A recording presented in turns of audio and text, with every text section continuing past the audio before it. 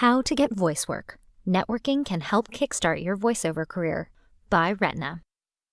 Once we finish our initial voiceover training, demos still warm from the recording studio, we begin to think about how to get voice work. Most of the time, auditions land you the job. But where do you find these auditions? While there are many avenues, here are some of the bigger ones. Your agent or manager, pay-to-play casting websites, just for acting, but maybe specifically focused on VO. Freelance websites, not necessarily focused on hiring actors. And your network.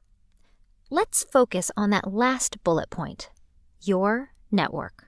It might be the most overlooked, underutilized weapon in your marketing arsenal. It's also the most powerful tool you have at your disposal. In the absence of an agent, membership on any of the pay-to-play sites or any other casting resource out there, your network is a wonderful way to share your talents with the world and search for VO opportunities. Networking is about building and strengthening relationships, and it is everywhere. Think about your day job. How many of you got your current or past job because of a personal connection? According to the Society for Human Resource Management, 30% of all hires in 2016 came via a referral. We want to work with people we know, like, and trust. The best way to do that? Hire someone our people already know. Instead of telling you how to network and how to get voice work, I want to share real-life examples of how networking has helped your fellow voiceover actors land agents and opportunities. I encourage you to incorporate these lessons into your own marketing efforts. Networking is how many of us landed our agents, including me.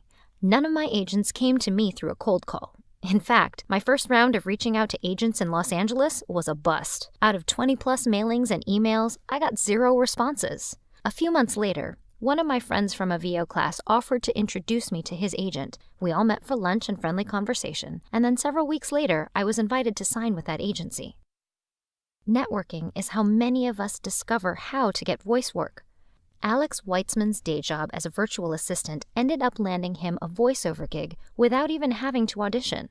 One of his colleagues tipped him off to an opportunity. He then sent his demo and subsequently got cast in the project. Weitzman said, "The networking itself became the method of booking." Your next job might come from your last job. Kalina, Kitten, McCreary sent a thank you note to a production crew after working with them on a short film.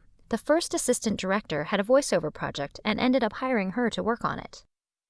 Networking can be the bridge from turning a cold call into a real working relationship.